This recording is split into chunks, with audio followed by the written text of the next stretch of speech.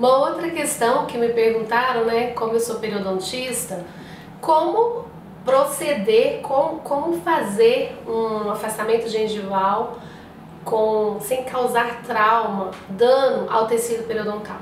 Então, a primeira coisa a se fazer, a primeira coisa que você deve fazer é identificar que tipo de periodonto você está trabalhando. Qual o perfil, qual o fenótipo desse periodonto? É fino, é espesso? Depois, sondar. E como que eu faço isso? Como que eu vou identificar esse periodonto, se ele é fino, se ele é espesso? Uma das formas é com a sonda periodontal. Você vai colocar a sonda periodontal no dente ou nos dentes que você pretende afastar. Aí você coloca a sonda. Se você conseguir visualizar essa sonda através da gengiva, trata-se de um fenótipo fino. Se você não conseguir identificar, trata-se de um fenótipo espesso. Uma outra forma, se você tiver uma tomografia com afastador labial, se você tiver que mede a espessura do tecido, se você tiver uma espessura menor que 1 milímetro, trata-se de um fenótipo fino.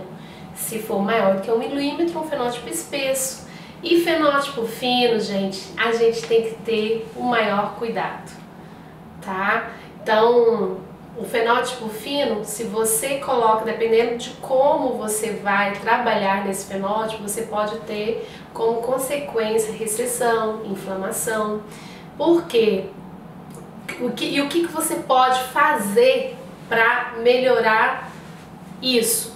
O que você pode fazer é, de repente, fazer um enxerto conjuntivo, se for em área estética, que se tiver uma recessão isso vai ser problema para você. Então, modificar esse fenótipo é uma excelente opção. Se você tem que levar o preparo subgengival, se você tem que afastar esse tecido, você modificar esse periodonto antes do procedimento de preparo e de afastamento gengival vai trazer para você e para o seu paciente tranquilidade para você, e satisfação para o seu paciente, e isso também vai garantir a longevidade dos seus tratamentos, E nós sabemos que o sucesso de um procedimento restaurador, ele não é medido no dia que você cimenta as suas facetas ou lente de contato, mas sim com o passar do tempo, com os meses, Se essa gengiva não vai inflamar, se você não vai ter recessão, se o dente não vai doer, enfim, Você vai ter que esperar a resposta biológica, dos tecidos para saber se realmente você teve sucesso ou não. Então essa é uma das questões, modificar o periodonto se ele for fino.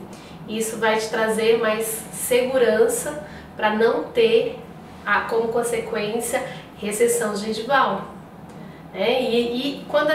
Também outra forma às vezes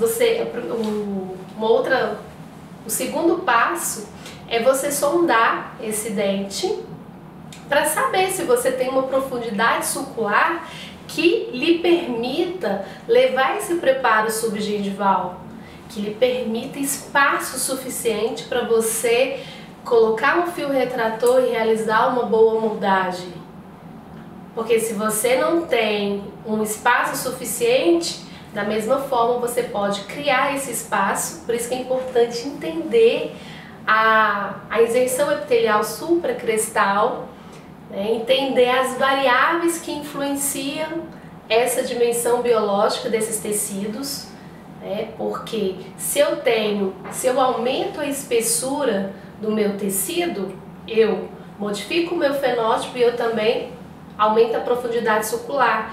E isso também me facilita, ou melhor, me permite, porque em muitos casos você nem tem essa opção de não fazer um enxerto conjuntivo para modificar as distâncias biológicas. Você realmente, se você quer fazer um trabalho e não ter problema de inflamação, a migração apical ali do epitélio juncional e depois inflamação, perda óssea e consequentemente doença periodontal que pode levar à perda do dente, então você vai ter que modificar periodonto, né, essas distâncias biológicas, né, aumentando a espessura do tecido. Por quê? Muita gente se baseia lá no estudo de Gardiolo que a média da profundidade sulcular é 0,5, mas nem todo paciente tem essa profundidade sulcular de 0,69, que como está no artigo do Gargiulo. E Gargiulo mesmo fala, né, que isso é uma média e que essas medidas elas variam de paciente para paciente, variam de acordo com o fenótipo periodontal.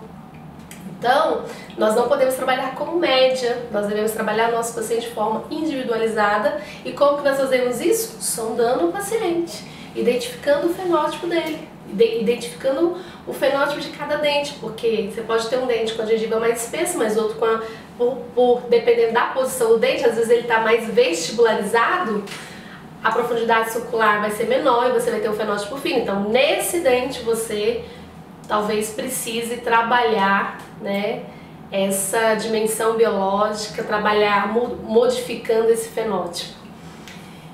Então, esses são os primeiros passos para você fazer um procedimento restaurador subgengival e obter sucesso a longo prazo, garantindo a saúde do periodonto, né, e com isso também mantendo a saúde do dente. Então, até a próxima!